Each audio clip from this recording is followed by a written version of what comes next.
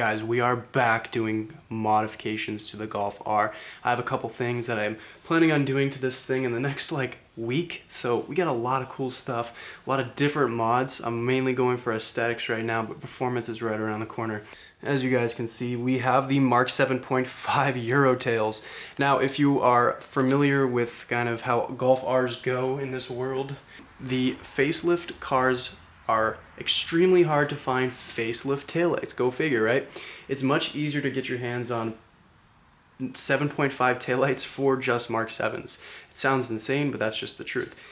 These are also noticeably more expensive too. I think all in all they were like $925, and that includes the harness as well. So we today's installation, we're not doing the harness. We're just going to be installing the taillights because, believe it or not, this is still like a 40-minute commitment, probably all in. So I've done this before so many times. The GTI ended up having obviously the American spec. I swapped those out for Golf Mk7 Euro tails, not the GTI, not the R, just the beet red ones. Hated those. They were way too bright, kind of bright like these ones are, the ones that are currently on the vehicle.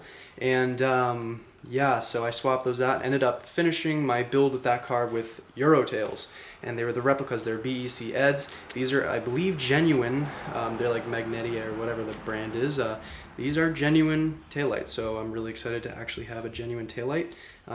They certainly went for the price of what genuines would go for anyway, but yeah, I'm really excited to slap these bad ladies on. All right, so to start this off, these ones are the easiest ones to do. There's a little cap on the inside of the interior. You just kind of have to pull it. Mine has never been tweaked, so you might have to do a little bit of tearing. It feels wrong, but I promise you it's perfectly normal. And then there's a little twist cap, and I'll show you after I remove it. I'll show you what this cap looks like, or I should say screw. It's really easy to take out. You feel the screw. This is what the screw looks like. And that should be the only thing holding it in. Be careful when you're pulling it out. There's also a harness. What I'm going to do is I'm just going to maybe be able to, I don't know. I'll just pull it out and be very careful. And just kind of wiggle it. There's 2 points of attachment in here that go into the body. And you don't have to worry about anything underneath it. It's really just a matter of finessing it out. Boom. You got it just like that. Now I can see the harness. Let's just lay fingers on it.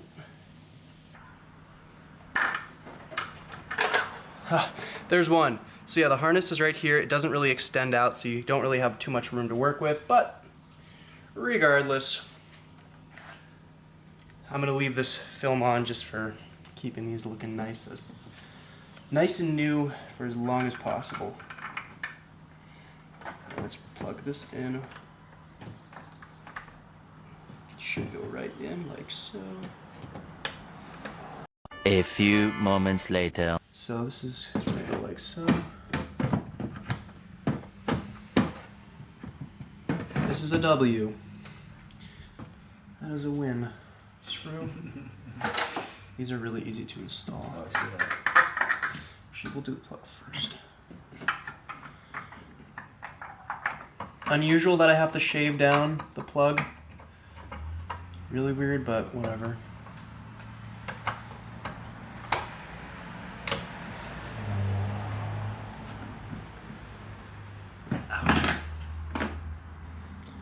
I have a light warning for my turn, for my mirrors. I have to bring it to Volkswagen.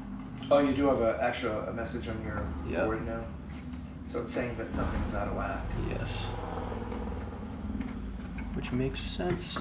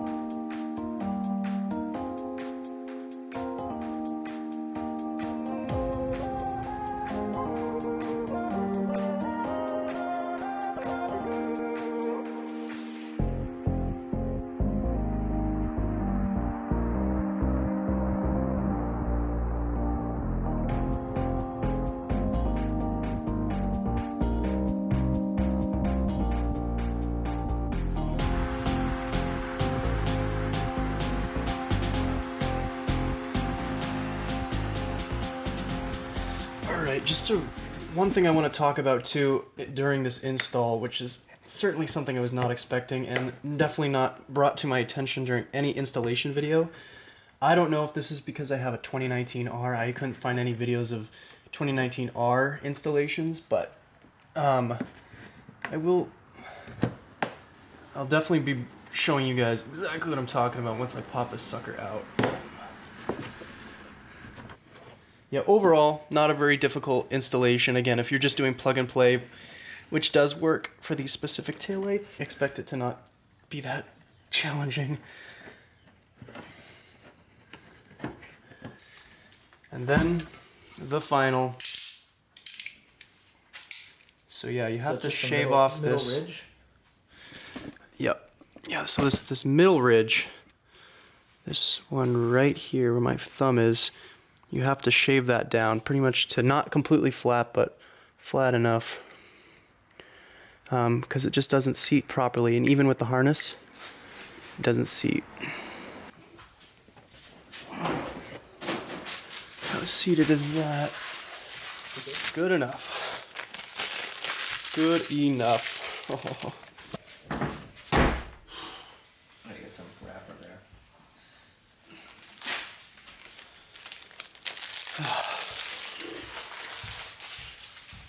That wide angle, I have to get all four. Oh, it is. Nice. Yes. That looks so darn good on this car. It does.